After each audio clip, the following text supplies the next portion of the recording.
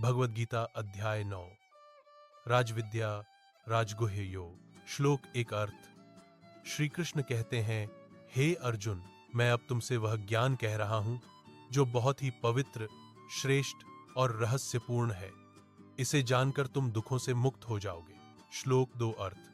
यह ज्ञान राजा विद्या है, सबसे पवित्र है, सीधे अनुभव होने वाला है और धर्म के प्रतिकूल नहीं है। इसे समझना आसान है और यह शाश्वत है। श्लोक तीन अर्थ। जो लोग इस ज्ञान पर विश्वास नहीं करते वे मृत्यु के चक्र से मुक्त नहीं हो पाते और जीवन में दुख पाते हैं। श्लोक चार अर्थ। यह सारी सृष्टि मुझ में स्थित है, फिर भी मैं उससे अलग भी हूं। मेरी शक्ति सब में व्याप्त है। श्लोक पांच अर्थ। सब कुछ मुझ में है, पर मैं किसी में बंधा नहीं हूं। मेरी दिव्य शक्ति से यह रहस्य है जिसे साधारण मनुष्य नहीं समझ पाता। श्लोक छह अर्थ। जैसे हवा आकाश में रहती है पर आकाश से बंधी नहीं होती, उसी प्रकार सब प्राणी मुझ में रहते हैं। श्लोक सात अर्थ। सृष्टि के अंत में सभी प्राणी मुझ में लीन हो जाते हैं और सृष्टि के आरंभ में मेरे द्वारा फिर से उत्पन्न होते हैं। श्लोक आठ अर्थ। मैं अपनी प्रकृति को आदेश देकर बार बार सृष्टि की रचना करता रहता हूं। श्लोक नौ अर्थ। मैं इन कार्यों में संलग्न होते हुए भी उनसे अप्रभावित हूं। इन्हें मेरी प्रकृति स्वतः करती है। श्लोक दस अर्थ। संपूर्ण सृष्टि मेरी देखरेख में प्रकृति द्वारा संचालित होती है। जीवों का जन्म और कर्म इसी से होता है। श्लोक ग्यारह अर्थ। मुझको मानव रूप में देखकर मूर्ख मुझे नहीं पहचानते। मैं तो परमेश्वर हूं, सबका स्वामी हूं। श्लोक बारह अर्थ। ऐसे अज्ञानी लोग व्यर्थ की इच्छाएं करते हैं और भ्रम में रहते हैं। श्लोक तेरह अर्थ।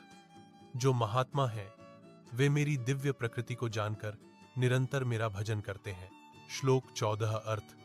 वे मेरी निरंतर उपासना करते रहते हैं, गाते हैं, मन में मेरा ध्यान करते हैं। श्लोक पंद्रह अर्थ। कुछ लोग ज्ञान योग के द्वारा मुझे एक रूप में देखते हैं, कुछ भिन्न भिन्न रूपों में और कुछ सर्वव्यापी मानकर मेरी पूजा करते हैं। श्लोक सोलह अर्थ। मैं यज्ञ हूं, मैं हवन हूं, मैं पितरों को दिया हुआ तर्पण हूं, मैं मंत्र हूं, अग्नि हूं और आहुति भी हूं। श्लोक सत्रह अर्थ। मैं पिता हूं, माता हूं, सस्टेनर हूं, पवित्र हूं, ओंकार हूं, वेद हूं। क साम यजुर। श्लोक अठारह अर्थ। मैं लक्ष्य भी हूं, शरण भी हूं, स्वामी भी हूं, सृष्टि, पालन और विनाश का कारण भी मैं ही हूं। श्लोक उन्नीस अर्थ। मैं वर्षा देता हूं, मैं ही रोकता हूं, मैं अमरत्व भी हूं और मृत्यु भी, सत और असत दोनों मैं ही हूं। श्लोक बीस और इक्कीस अर्थ। जो लोग स्वर्ग के लिए यज्ञ करते हैं वे स्वर्ग तो पाते हैं, पर पुण्य खत्म होने पर फिर धरती पर लौट आते हैं। श्लोक बाईस अर्थ। जो भक्त केवल मुझ में मन लगाते हैं उनकी हर आवश्यकता मैं स्वयं पूरी करता हूं और उनकी रक्षा करता हूं। श्लोक तेईस अर्थ। जो अन्य देवताओं की पूजा करते हैं वे भी वास्तव में मेरी ही पूजा करते हैं, परंतु सही विधि से नहीं। श्लोक चौबीस अर्थ। क्योंकि सब यज्ञ और पूजा का भोग मैं ही हूं, पर लोग इसे पहचानते नहीं। श्लोक पच्चीस अर्थ। देवताओं की पूजा करने वाले देवताओं को जाते हैं, पितरों की पूजा करने वाले पितरों को, परंतु मेरे भक्त सीधे मेरे पास आते हैं। श्लोक छब्बीस अर्थ। यदि कोई मुझे प्रेम से पत्ता, फूल, फल या पानी भी अर्पित करे तो मैं उसको प्रेम पूर्वक स्वीकार करता हूं। श्लोक सत्ताईस अर्थ। जो भी तुम करते हो, खाते हो, दान करते हो, उसे मेरे समर्पण भाव से करो। श्लोक अट्ठाईस अर्थ। ऐसा करने से तुम कर्मों के बंधन से मुक्त हो जाओगे और अंत में मेरे पास आओगे। श्लोक उनतीस अर्थ। मैं सबके प्रति समान हूं, कोई मेरा अपना नहीं है, कोई पराया नहीं।